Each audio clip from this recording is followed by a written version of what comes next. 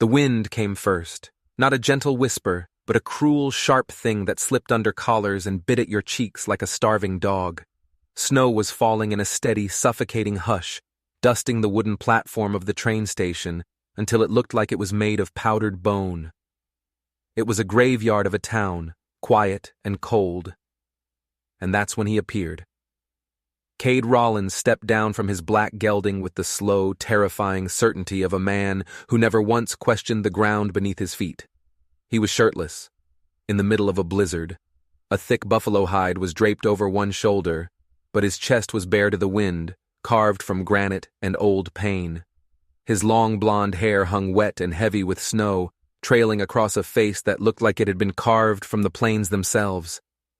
His breath steamed in the air, slow and heavy, like the puffs from a locomotive. No one met his eyes. They never did. People whispered about Cade Rollins. They said he'd buried a family no one had ever actually seen. They said he spoke to no one, not unless he was forced to. They said that even the town sheriff, a man who'd seen his share of blood, lowered his voice when Cade was near. He was a man who didn't flinch, didn't drink, didn't smile. A ghost who haunted the mountains and only came to town twice a winter, never for more than an hour, always alone. But this time was different. This time, he didn't leave alone. She was sitting on the very edge of the platform, a woman who seemed to be carved from stillness itself. Her knees were drawn up to her chest, a thin, worn blanket draped around her, stained and frayed at every seam. Snow lined the perfect edge of her dark braid and settled on her bare hands. Her eyes, dark and deep, stared at nothing. She didn't even shiver. Her name was Nia Whitebird. She had arrived on the train 3 days ago. The train had left. She had not. No one offered her a room. No one offered her a cup of coffee. The stories were already spreading. Some said she was troubled, that she'd been cast out by her own people for raising a settler's orphan. Some said she was here for revenge. Some whispered things that were even worse. But no one, not a single soul, said any of it to her face. Cade saw her before anyone else did. Or maybe he just noticed her in a way no one else could. He tethered his horse, his massive frame a monument of muscle and frost against the swirling white. His leather pants were crusted with ice, his bare chest heaving slightly from the cold. Every step he took was an announcement. Boots crunching on the frost-covered wood, spurs kissing the platform with a soft metallic chime. Inside Caldwell's dry goods, the townsfolk pressed their faces to the window. Their breath fogged the glass as the whispers flew like birds startled from a tree. He's looking at her. Lord have mercy. She's not his kind. She's not settler. But Cade Rollins didn't look at them. He didn't care about their fogged-up windows or their poisoned words. He walked straight to her. Nia didn't raise her head when his massive shadow fell over her like a closing door. She didn't flinch. She just kept her arms wrapped tight around her legs, her breath held quiet in her chest. "Where's your coat?" Cade asked. His voice was low and rough, like dry earth cracking open after a long drought. She said nothing. The wind howled around them, a lonely, mournful sound. He asked again, his voice a little harder this time. "I said, where's your coat?" "I gave it away," she finally answered. Her voice wasn't timid. It was just spent, empty. To a baby on the train, she was colder than me. A long pause hung between them, thick with unspoken things. Cade reached up, his movements slow and deliberate, and pulled the heavy buffalo hide from his own shoulder. It was wide and thick, smelling of pine and cold air and the man himself. He bent down, a mountain stooping to shelter a stone, and draped it over her small shoulders. She flinched at the contact, at the sudden warmth, but she didn't move away. Then came his words, slow and heavy, like logs being thrown onto a fire, each one landing with a thud of finality. "You're coming with me." A collective gasp rippled from behind the store window. A woman dropped her apron. Someone spilled hot coffee. This wasn't possible. This wasn't happening. Cade Rollins, the man who was a fortress of solitude, was taking someone home. And not just someone. Her. For the first time, Nia looked up. Her face was narrow and proud, chapped by the wind but beautiful in a way that wasn't soft. It was the kind of beauty that stood its ground. Her dark eyes met his, black against a startling ice blue. And something passed between them. It wasn't affection. It wasn't relief. It was recognition. Like two people who spoke the same silent, painful language. She didn't nod. She didn't ask a single question. She simply stood up. One bootless foot touched the snow-dusted platform, then the other. She didn't even seem to feel the cold. Cade reached for her pack. It was small and frayed, everything she owned in the world. She didn't hand it to him, but she didn't stop him from taking it. They turned toward his waiting horse, a single unit moving against the storm. She paused for just a moment, casting a single glance back at the town, at the rows of shuttered windows, at the judgment folded behind dusty curtains. Inside the store, a little girl, no older than 6, whispered to her mother, her face pressed against the glass. "Mama, who is she?" Her mother pulled her back, her voice sharp and cold. "Nobody we need to know, child." Cade heard it. So did Nia. Neither of them looked back. He helped her onto the saddle. His hand on her waist felt like a brand, and he lifted her as if she weighed nothing. She was light, far too light. She grabbed the pommel of the saddle, her knuckles white, choosing the worn leather over the solid wall of his chest. Cade mounted behind her. There were no more words, just his weight, his presence, and the impossible heat of his bare chest against her back. And then they were gone, riding out into the heart of the storm. Out where no one could watch them, where their shame and their scandal couldn't be stitched into the town's gossip. They disappeared past the line of skeletal trees, his bare skin against her back, her single dark braid fluttering behind her like the flag of some quiet, defiant country. The wind howled louder then, not with anger, but with a hollow, empty sound, as if the town, the windows, the watchers, all of them, had just missed something vital, something important. And deep in the tree line, as they vanished into the white, one figure remained on the edge of the platform. An old man with cloudy eyes and a hand scarred badly by fire. He'd watched the whole thing unfold. He watched them ride away, and he muttered something to the wind, as if to no one at all. "A man like that," he rasped, his voice rough with age. "He don't bring someone home without a reason." No one answered him, because no one ever dared to ask what Cade Rollins saw when he looked at people. They only ever wondered, with a shiver of fear, what he might do next. And now he had someone with him, someone nobody wanted, someone who had nowhere else to go. For the first time in years, the man who had lost everything had chosen not to be alone. And the snow, it just kept falling, trying to erase what had just happened. But some things, once seen, can never be buried. Snow has a way of erasing the world. It covers hoofprints by morning and buries questions in its deep, profound silence. By the time they reached Cade Rollins' ranch, the town behind them might as well have never existed. All that remained were two figures, one towering and one silent, disappearing into a sea of white, as if they'd always belonged there, lost to the world. The house sat on a small rise, built of dark timber and heavy stone, square-jawed and stubborn, just like the man who owned it. A lazy curl of smoke rose from the stone chimney, a single sign of life in the vast, frozen landscape. The porch creaked under their combined weight, a weary groan in the quiet air. Cade stepped off the horse first, his movements fluid and efficient. He tied the gelding to a post, and then he turned and offered Nia his hand.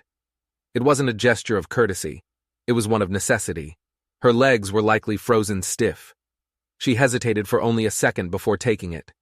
His hand was rough and calloused, but warm. It swallowed hers completely.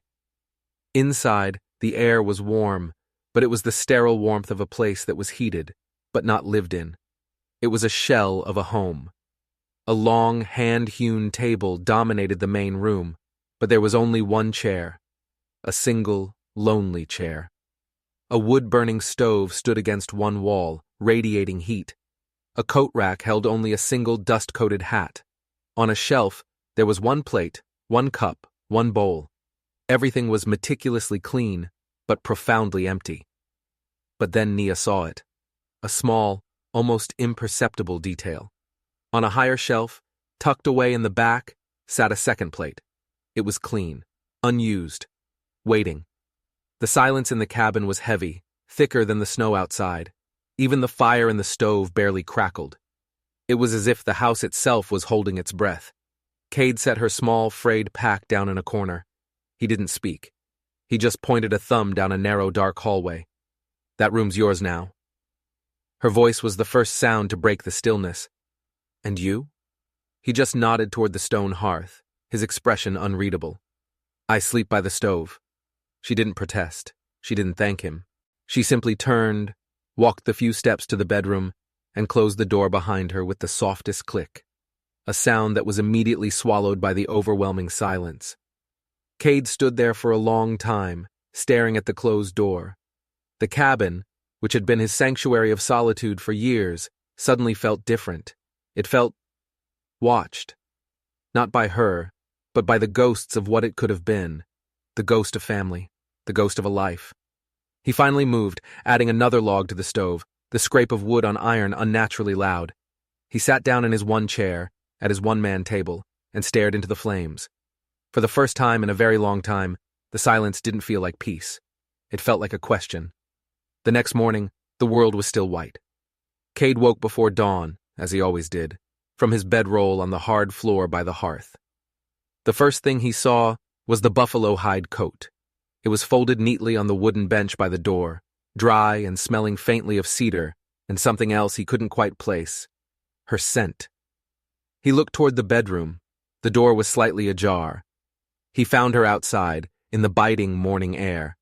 She was chopping kindling with a small hatchet, her movement surprisingly efficient. She was barefoot, standing in the snow barefoot, as if it were a spring meadow. "Where are your boots?" he asked, his voice a low rumble. She didn't stop chopping. "Didn't have room in my pack," she said, pausing only to wipe a bead of sweat from her brow with the edge of her thin shawl. She wasn't complaining. She was just stating a fact. He left without another word. He rode out to the old shed at the edge of his property, the one he hadn't entered in years, the one where his past was stored like so much rotting wood. By midday, a pair of boots sat just outside her bedroom door.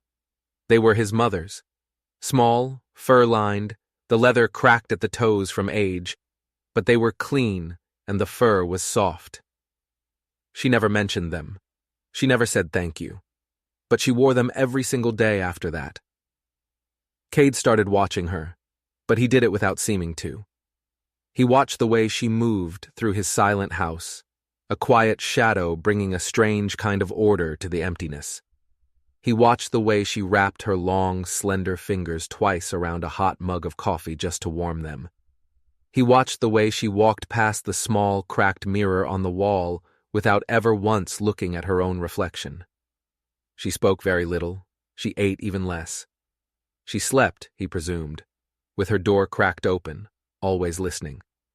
Some nights, he'd wake to the sound of her pacing, the soft, restless padding of her feet on the wooden floor. Other nights, he'd hear the low, hypnotic murmur of her voice, speaking a language he didn't understand, a soft, flowing river of words spoken to the darkness.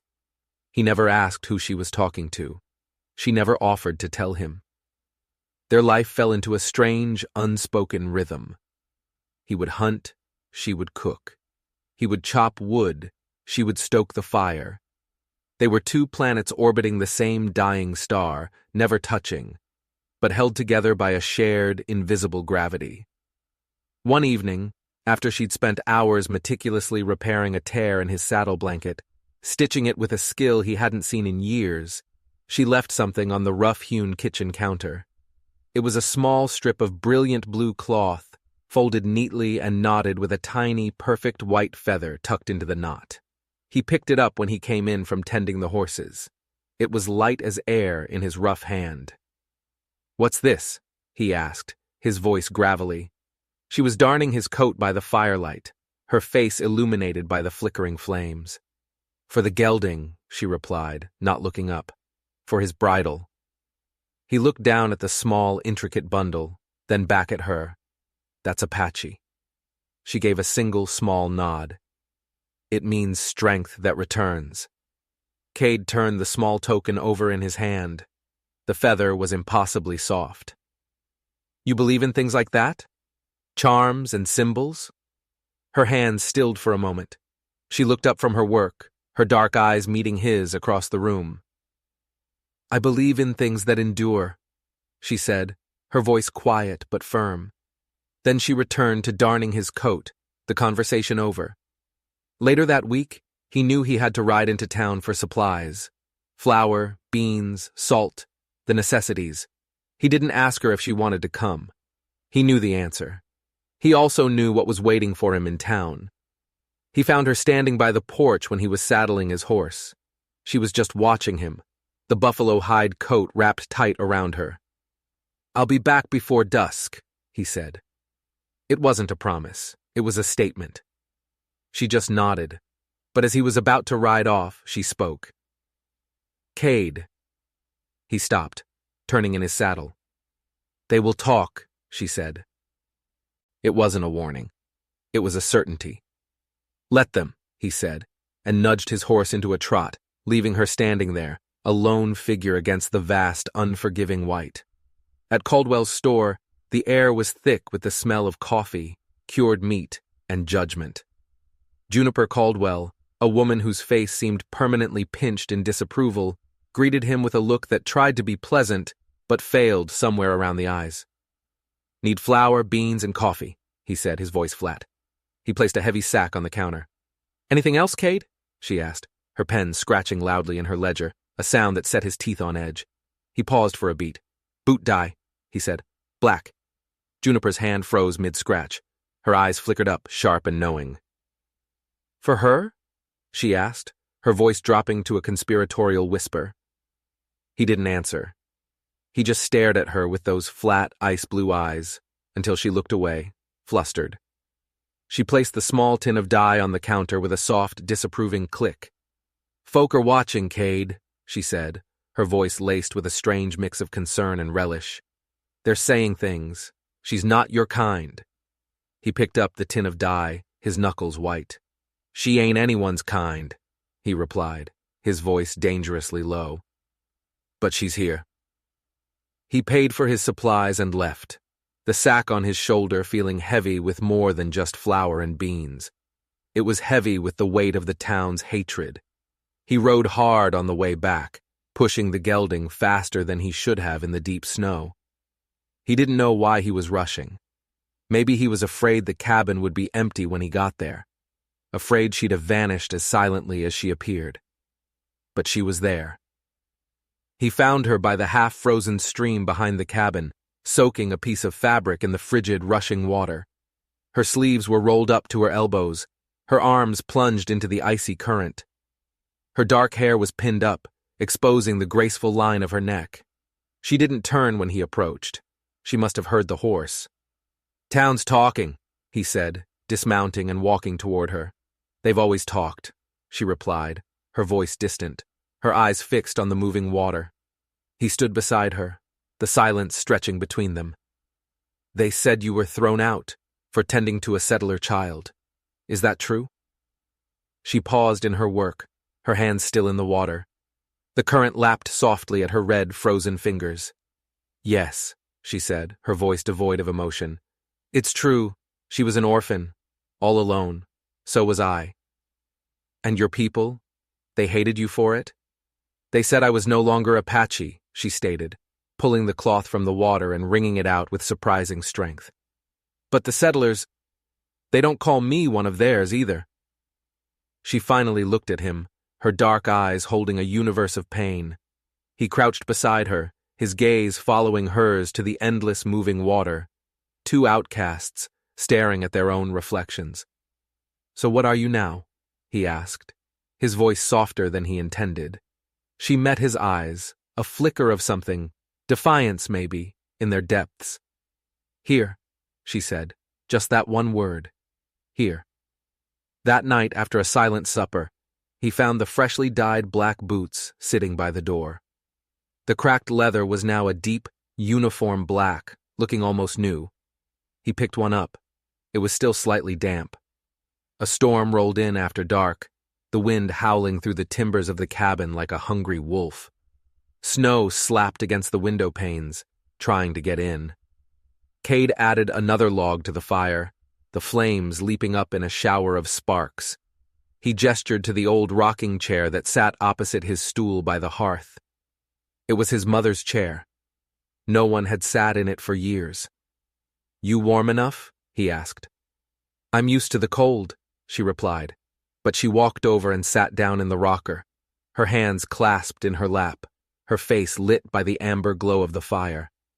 Outside, the storm grew louder, a wild symphony of wind and ice. Cade watched the flicker of the flames reflected in her eyes. She watched nothing at all, her gaze turned inward.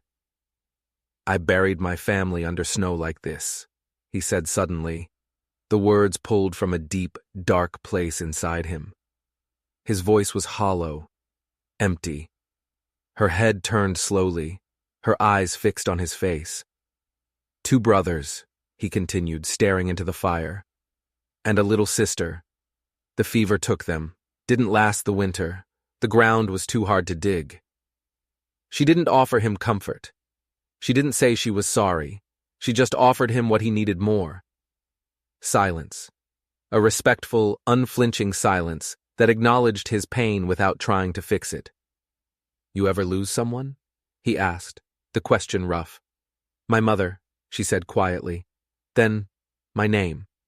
He let that sit in the space between them. A name was just as much a part of a person as a beating heart. He understood. She rocked slowly in the chair, the creak of the old wood a comforting rhythm in the storm. "Do you believe in second homes?" she asked, her voice barely a whisper. He looked at her then, really looked at her, at this strange, silent woman who had brought a storm of her own into his quiet life.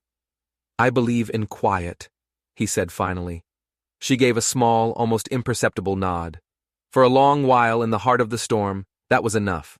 In the weeks that followed, they fell into a rhythm. It wasn't the rhythm of lovers, or even friends. It was the rhythm of two deep wounds that had learned not to rub raw against each other. It was the rhythm of survival. She fed the few chickens he kept. He split the logs for the fire. She stitched the worn curtains until they looked almost new. He cleared the paths through the ever-deepening snow. There were no questions asked, no permission sought. Just two people living under one roof where nothing and no one had survived before. One morning, he woke up to find something strange. On the windowsill, a single strand of his long, blonde hair had been woven into an intricate band with some white twine she must have had in her pack. It was a strong, tight braid, a strange and beautiful thing. He picked it up, his rough fingers tracing the delicate knots, and for the first time in what felt like a lifetime, something in his chest loosened. It wasn't quite a smile, not on his lips, but it was close. Later that day, she saw him wearing it tied around his wrist. Still, they didn't speak of it. Some things were louder when they were left unsaid, but one night, he poured her a second cup of coffee without asking, and she drank it. And that was something. The next time he went to town, the tension was even thicker. Sheriff Wilkes was waiting for him at the livery stable, his face etched with worry. "Folks been complaining, Cade," the sheriff said, not meeting his eye. "About what?" Cade asked, leaning against a post, feigning a casualness he did not feel. "About you. About bringing her here. She needs supplies, same as any other person. But she ain't any person to them, Cade. You know that." Wilkes sighed, scratching his thick beard.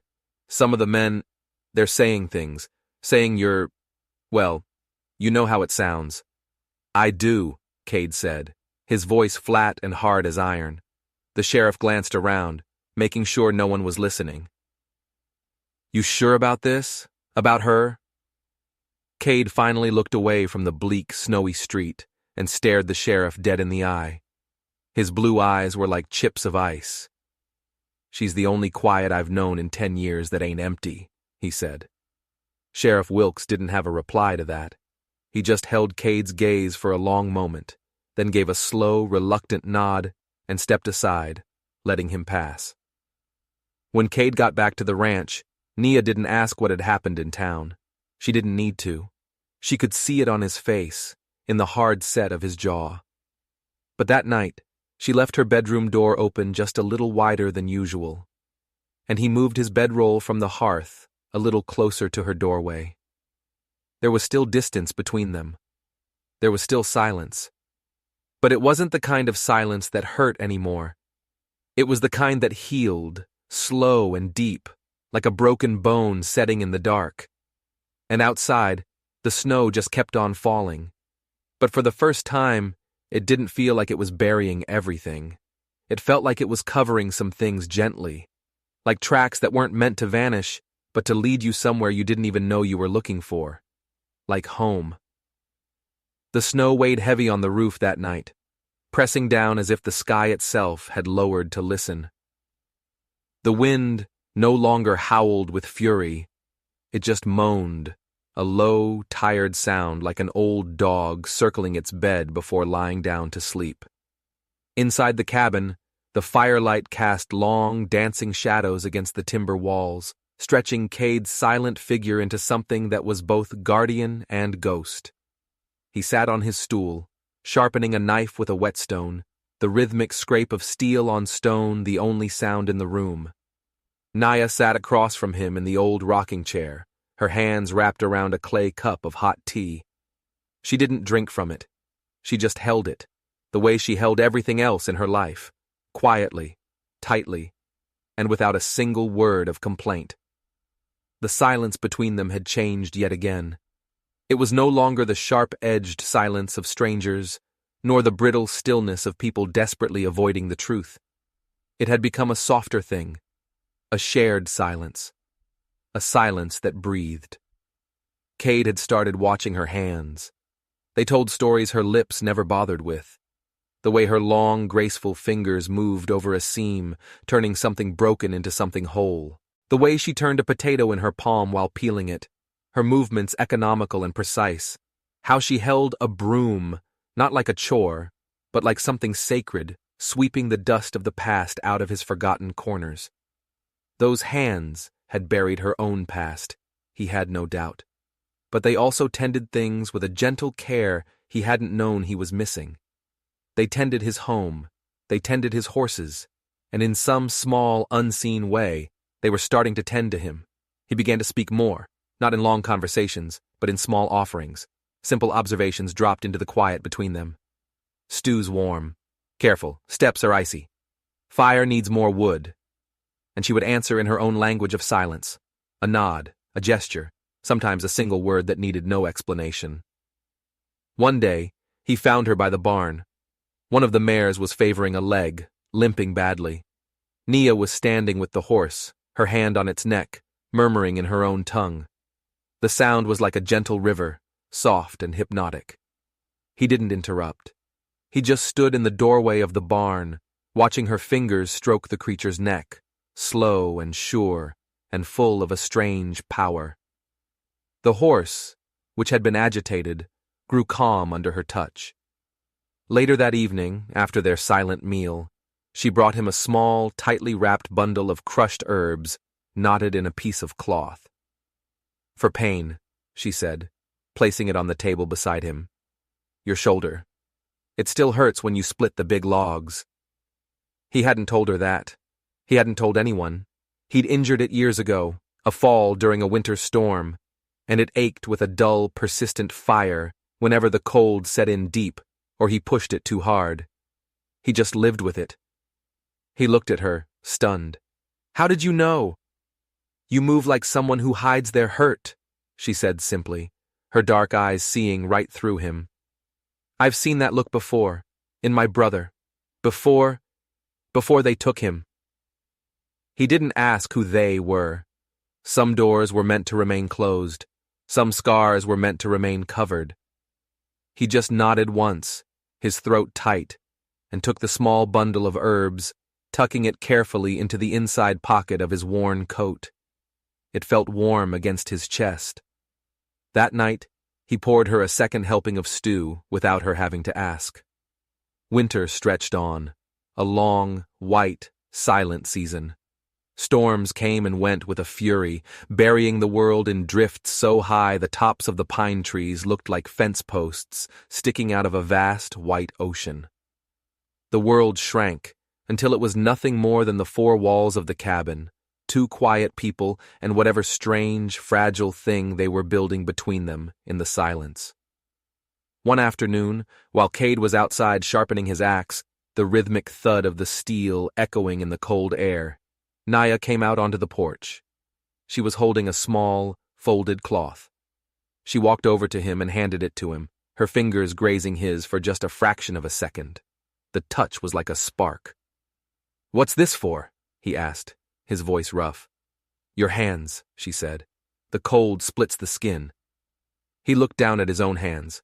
They were a mess of calluses, old scars, and fresh, bleeding cracks from the endless work in the brutal cold.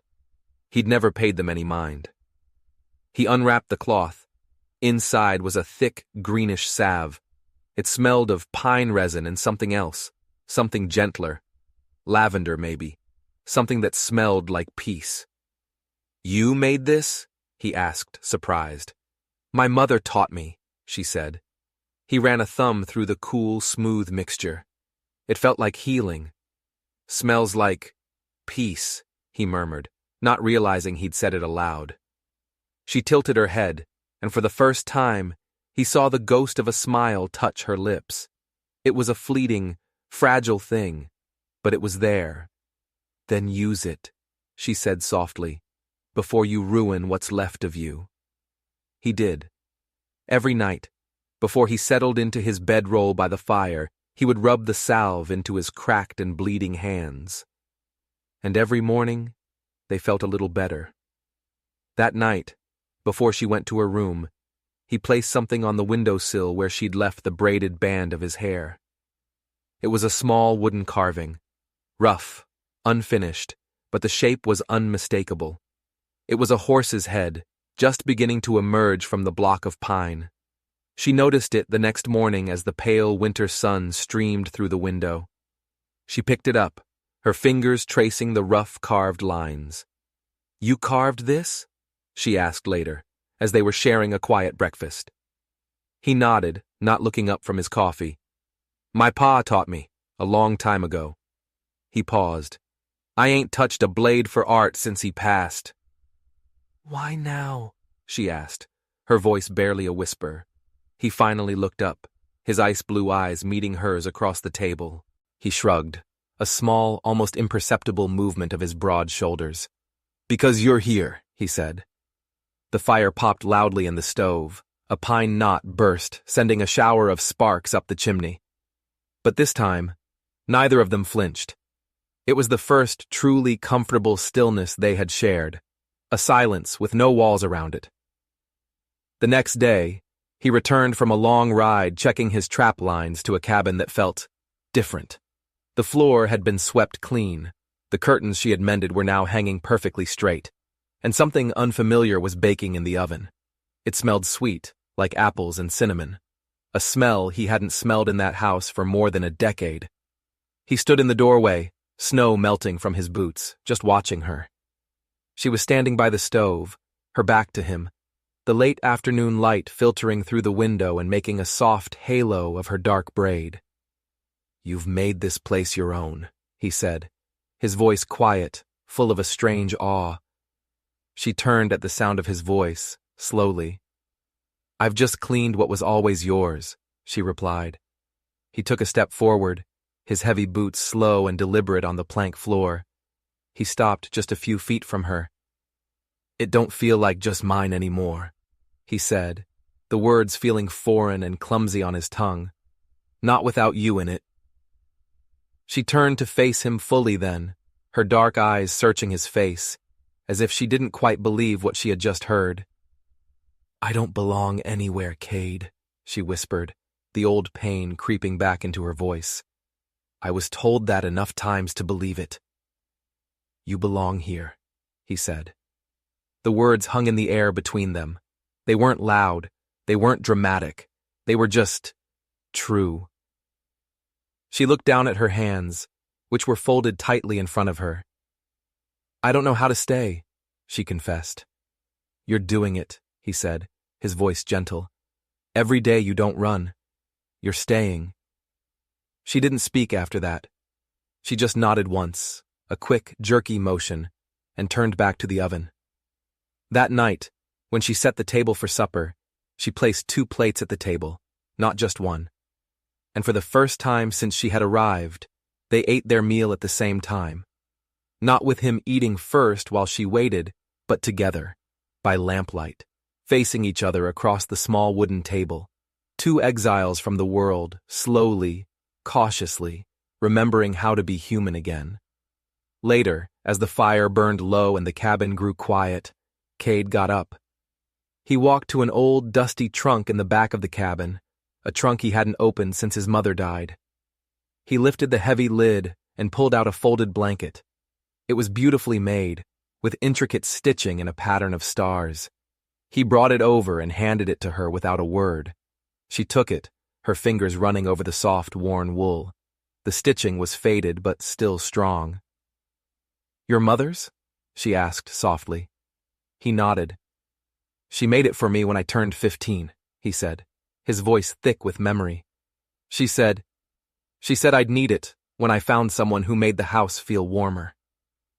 Nia didn't answer, but she wrapped the blanket around her shoulders as she sat in the rocking chair by the fire that night. The air between them no longer felt like a question. It felt like a waiting room for something that didn't need to be rushed. But not everyone approved of quiet things becoming real. A sharp, angry knock sounded on the door the next morning. It was Sheriff Wilkes, standing in the snow, his hat in his hand, and a grim look on his face. She's still here then, he said. It wasn't a question. Cade nodded, his body blocking the doorway. She is. The town council had a meeting, the sheriff said, his voice low. They're stirred up. Said she's not to come into Caldwell's no more. Not for any reason. She hasn't been back to town, Cade said, his jaw tight. Doesn't matter. They saw her once. For them, that was enough.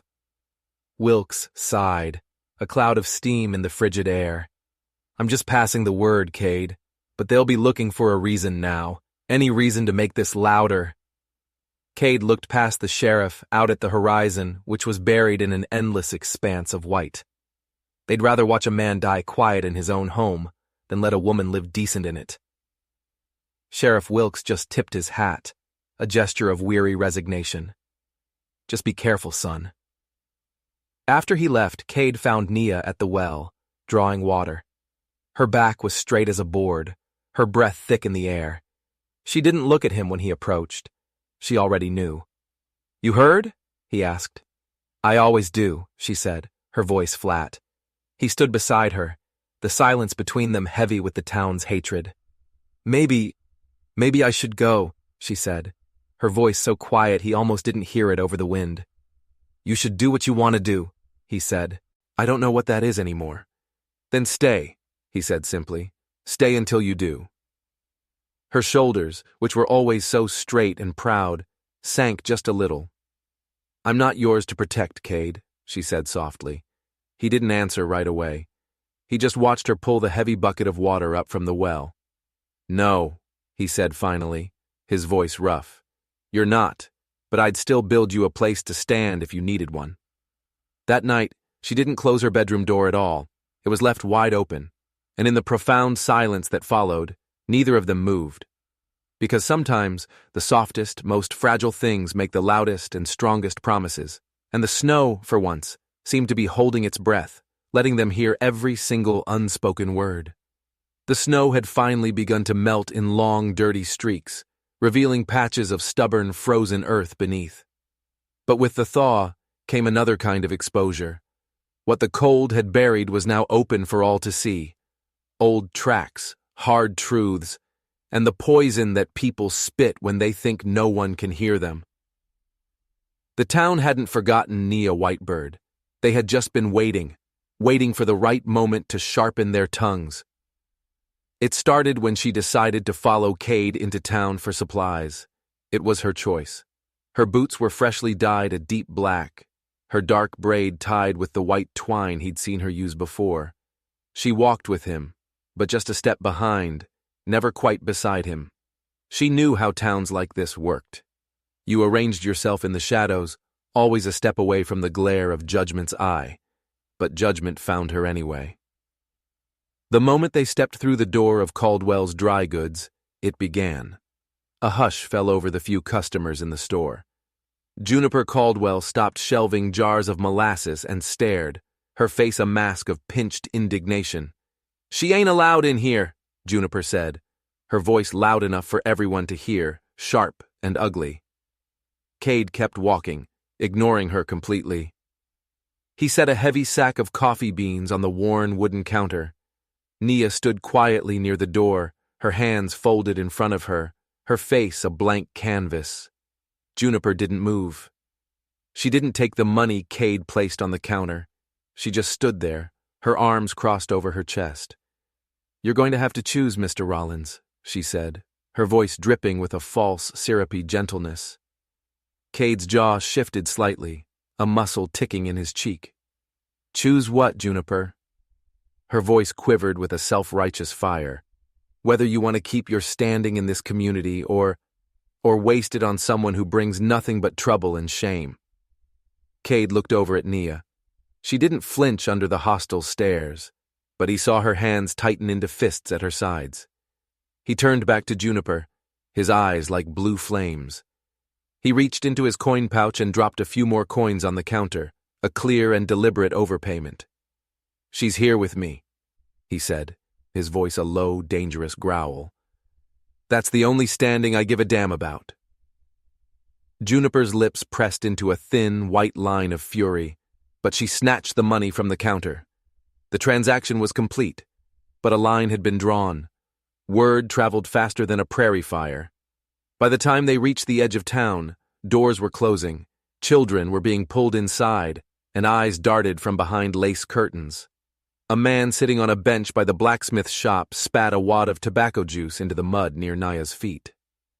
"That Apache girl should have stayed where she was exiled," he muttered, loud enough for them to hear.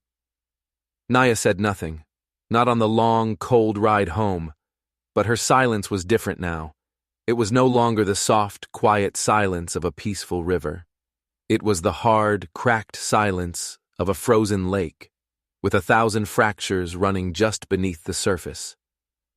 When they reached the ranch, she didn't go inside the cabin.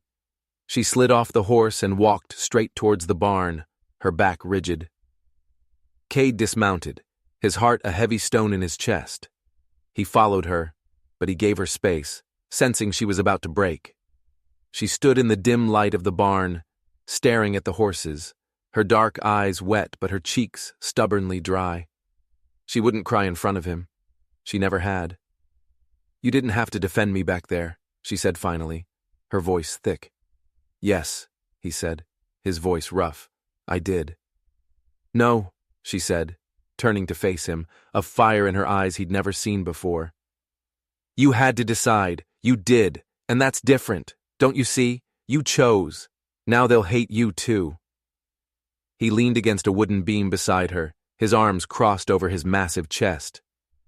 "You knew they'd talk," she said, her voice trembling with a barely suppressed rage. "You knew they'd say those things. I didn't care." "Well, I did," she shot back, the words tearing out of her. He looked at her then, really looked at her. Her shoulders, usually so square and proud, were sloped inward, as if carrying an invisible weight. The fierce defiance that had allowed her to walk through a blizzard barefoot had now turned inward, poisoning her. "I don't belong here, Cade," she whispered, the fight draining out of her. "You don't belong to them," he corrected, his voice firm. "Then who do I belong to?" she cried, the words hanging in the dusty air between them, raw and broken. She covered her mouth, a look of horror on her face. I didn't mean..." But the crack was already there. The damage was done. "You're not a burden. he said quietly, trying to mend it. But I'm still trouble, aren't I? She replied, her voice full of a bitter self-loathing. I'm the storm that follows you home. He stepped forward then, closing the small space between them, until they were close enough to share the same breath, close enough that the raw ache of her pain was a physical thing he could feel against the front of his coat. You're only trouble, he said, his voice a low rumble, to folk who never understood what it meant to be saved in the first place.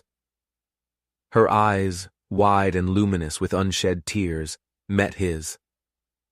Don't you dare put that on me, she said, her voice soft but sharp as a razor. I didn't save you, Cade Rollins. He nodded slowly, his gaze never leaving hers. Maybe not, he admitted. But you're the only one who didn't stand by and let me die. She turned away from him then, unable to bear the intensity in his eyes. She walked out of the barn and into the fading light, leaving him standing alone in the shadows. That night, she didn't eat. She sat by the window, wrapped in his mother's blanket, staring out at the darkness as if it were a mirror. Cade set a plate of food on the sill beside her. She never touched it. He didn't press her. In the morning, she was gone. Her small, frayed pack was missing from the corner. The buffalo hide coat he had given her that first day on the train platform was also gone. There was no note, no word of goodbye, no trace she had ever been there at all. Just a profound, soul-crushing absence, and a cold wind blowing through the cabin that no fire could ever hope to ease. Cade's first reaction wasn't anger. It was a cold, sharp spike of fear that shot through his gut. He searched the stables, the barn, the woodshed, his heart pounding a frantic rhythm against his ribs. The cabin felt empty again, just like it had after his family had died. The silence was back, but this time it was a screaming silence. He found her tracks in the thin layer of new snow that had fallen overnight. They were faint, already half covered by the wind, but they pointed north, towards the mountains, towards nowhere. He didn't saddle his horse. He wasn't hunting her. He was following her, on foot. The trail was hard to follow, winding past the frozen stream, through a thicket of brittle reeds, and under a grove of whispering aspen trees, whose white bark looked like bone in the gray morning light. It was there that he found her.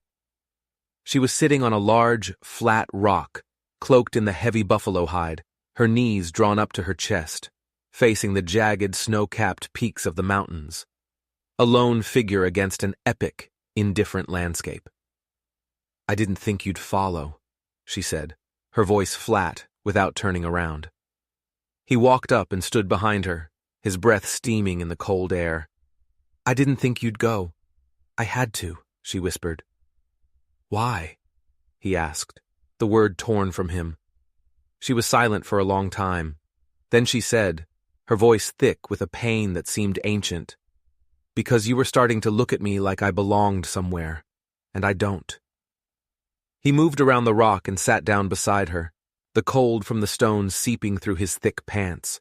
He was slow and stiff from the cold and the fear. They sat in silence for a long while, two specks of life in a vast, empty wilderness. Do you know what it's like? She said finally, her voice barely a whisper, her eyes still fixed on the distant mountains. To be everyone's mistake? He didn't have to think about it. He just nodded. Yes. She finally looked at him then, her expression a mixture of surprise and sorrow. I loved a settler child once, she confessed, the story pouring out of her now like a river breaking through a dam.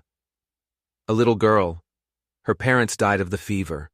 No one would go near the cabin. No one but me. I was the only one who would feed her, the only one who would hold her when she cried at night. Her voice broke. The tribe. My elders.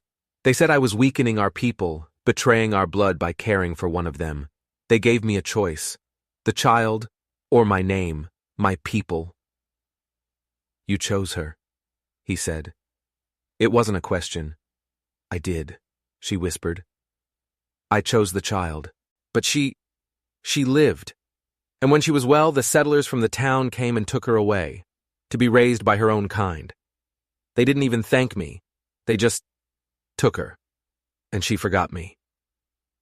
Cade looked away, a bitter taste in his mouth. That's what they do, he said, his voice hard. The ones you give everything to. The wind picked up, whipping a few strands of her dark hair across her face. He turned to her again, his gaze intense. But I remember, he said. I see you. She closed her eyes, a single tear finally escaping and tracing a path down her wind-chapped cheek. What if I stay? She asked, her voice so soft it was almost carried away by the wind. And they never ever stop calling me trouble? Then let 'em, he said, his voice a low growl. If you're going to be blamed for something, it might as well be for something that's worth it. A quiet, choked sound came from her throat. It was almost a laugh, but it was broken and full of pain. They'll keep shunning me. They'll never stop. They already do. They'll think less of you, Cade. They'll cast you out too. They already have. She looked at him then, truly looked at him, and something fragile and beautiful and terrifying passed between them. It wasn't love, not yet. But it was the rich, fertile soil where love could, against all odds, begin to grow. If I come back, she said, her voice gaining a sliver of its old strength, I need to do it on my own terms, not as someone you saved, as someone who chooses to stand. Then you can walk beside me this time, he said, his voice rough with emotion. Not behind. She blinked once, a long, slow blink. Then she stood up. They walked back to the ranch slowly, their tracks in the snow side by side, perfect equals. And in the town below, the stories were already beginning to churn again. But this time, something had shifted. This time, when the whispers started, she wouldn't run. She had chosen not to vanish. And that, Cade knew, had changed everything. The war wasn't over. It had just truly begun. Snow fell again the day they returned, but this was a different kind of snow. Not the sharp, stinging flakes that cut sideways in anger, but a soft, steady fall, like a clean white curtain being drawn over everything that had come before. It was the kind of snow that made the world feel new, if only you knew how to look at it right. Cade walked ahead, but only by a step. His shoulders were square, his steps deliberate. Nia walked beside him, wrapped in the heavy buffalo hide coat he had first given her weeks ago. Her head was held high. They didn't speak, but the silence between them was charged with a new energy. It was the quiet of a coming storm, the quiet of two people who had made a pact. Their footsteps matched. She no longer looked back at the town with fear or shame. She looked forward, at him. The town watched. Of course the town watched. Windows fogged with the hot breath of gossip. Doors cracked open just wide enough for suspicion and hatred to squeeze through. The whispers slipped from mouths like steam from teacups. They had all seen her leave. They had celebrated her departure. And now she was back. With him. Again. Trouble had returned. The first person they passed was Sheriff Wilkes. He was sitting on the bench by the livery, rubbing his palms together as if trying to warm them, but it was a nervous gesture. He looked up as they approached, his face a mixture of pity and dread. "You sure about this, Rollins?" he asked, his voice low and not unkindly. Cade didn't stop walking. He didn't even break his stride. "I was sure the first time," he said, his voice carrying clearly in the cold air. Sheriff Wilkes watched them go, a quiet sort of respect hiding behind his thick mustache. He gave a slow, weary nod. Then he told them to walk tall. At the church, the bell was ringing, calling the faithful to the midday gathering. It was a cold, sharp sound. Preacher Hoy stood at the top of the church steps, his Bible held open in his hands, his voice echoing over the frost-covered ground and the simmering gossip of his flock. "Today," he boomed, his voice full of pious authority, "we read from the book of names, the names of those who belong to this town, and we reflect on those who do not." Cade's boots came to a sudden stop on the hard-packed snow at the bottom of the church steps. Nia stopped beside him, her eyes calm, her face unreadable. Preacher Hoy's eyes found them. He hesitated for a fraction of a second, his sermon faltering. "Let it be known," he continued, his voice regaining its self-righteous tone, "that some among us have taken liberties, bringing outsiders into homes that were meant for good, God-fearing settler blood. Let it be known that her name—" "Stop!" The word cracked across the silent, snowy space like a rifle shot. It came from Cade. Every head in the small crowd turned, every eye fixed on the big man standing at the bottom of the steps. "If you say her name like it don't belong here," Cade said, his voice a low, rumbling thunder that promised lightning, "then you can take my name off your list too." A shocked murmur ran through the crowd like a ripple in a pond. Women gasped. Men shifted uncomfortably.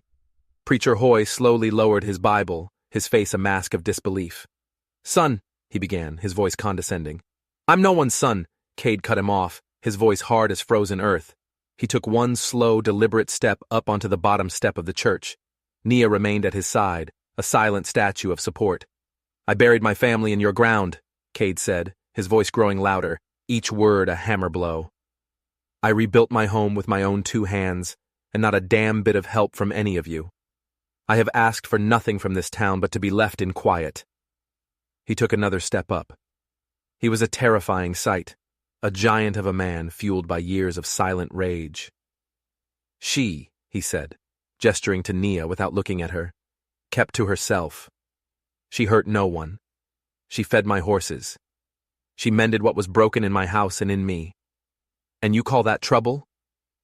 Juniper Caldwell, her face pinched tight with venom, stepped forward from the crowd. "She don't belong here, Cade Rollins. She is not one of us. And if you choose to keep her, then you don't belong here either." Gasps rippled through the crowd. This was it, the final ultimatum, the kind of public shaming that was meant to slap a man back into line. But Cade Rollins didn't flinch. He didn't back down. He reached into the pocket of his coat. His movements were slow, deliberate. He pulled something small from his pocket. It was the small, frayed band of white twine she had woven his hair into. One of the first things she had ever left for him. A silent gift. He didn't hold it up for the preacher to see. He didn't hold it up for the town's folk. He held it up for her. He turned his head slightly, his ice-blue eyes finding her dark ones. "Maybe I never said it right," he said, his voice suddenly softer, meant only for her, but loud enough for everyone to hear.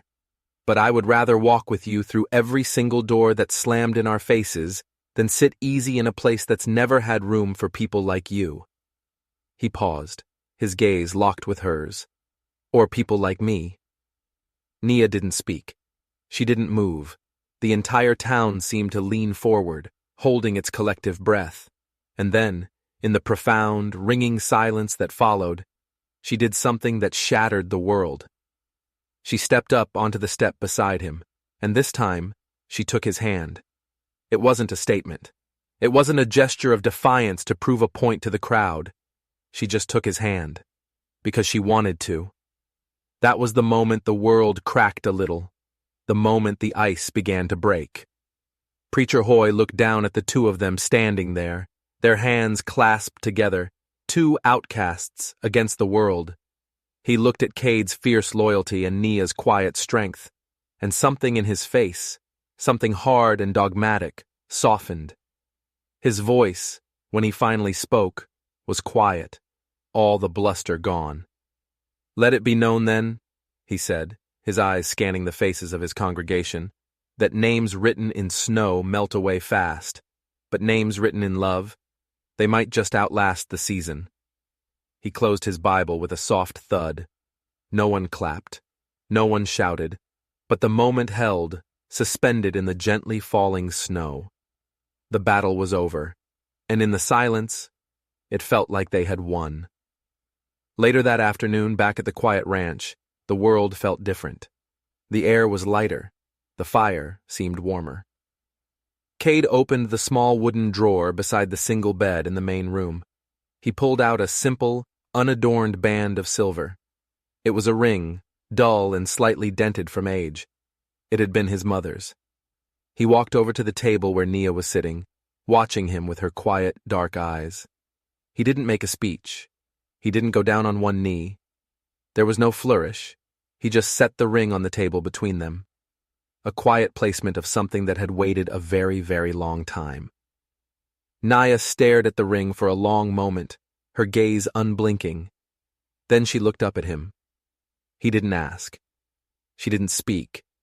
She just reached across the table, her slender fingers picking up the silver ring. And with a slow, deliberate grace, she slid it onto the fourth finger of her left hand. It fit perfectly. Outside, the snow fell thicker now, erasing the tracks of those who had come and gone before, covering the ugly scars of the town, making the world clean again. Inside, two people sat in a comfortable silence, but now that silence was full, not of loneliness, not of pain, but of something deeper, something stronger, something that felt for the first time like home. As the light faded, Cade added another log to the fire. Nia sat in the rocking chair, turning her hand over and over, watching the firelight gleam on the old silver ring. "There's one more thing," Cade said, his voice a low rumble. She looked up, waiting. "You remember that old man at the train station?" he asked. "The one with the scarred hand, who watched us leave that first day?" Nia nodded. She remembered his cloudy, knowing eyes. "He said a man like me don't bring someone home without a reason," Cade continued. "What the town didn't know, what you don't know, is that when my family died, he was the only one who came. The whole town shuttered their windows and prayed. He showed up with a shovel and a bottle of whiskey. He helped me dig through the frozen ground. He never said a word, just helped me bury my dead." He looked at her, his eyes full of a truth she was only just beginning to understand. "When he saw me looking at you on that platform, he wasn't just watching a scandal unfold. He knew. He was the only one in that whole damn town who knew exactly what he was seeing." "What did he see?" she whispered. Cade's voice was thick with emotion. "He knew I wasn't bringing home trouble," he said. "He knew I was bringing home the only thing I had left to give anyone, a second chance. Maybe it isn't love that saves a person. Maybe it's not some grand, sweeping gesture. Sometimes it's a place at the table, a coat draped over shivering shoulders, a hand that isn't refused when the whole world is watching. Sometimes it's the courage to walk through snow and shame and silence, just to earn a single, quiet yes. What would it take for you to be that brave? To carry someone else's name when no one else will? Let me know what you think in the comments below. And if this story moved you, do me a favor and hit that subscribe button. You won't want to miss what we uncover next.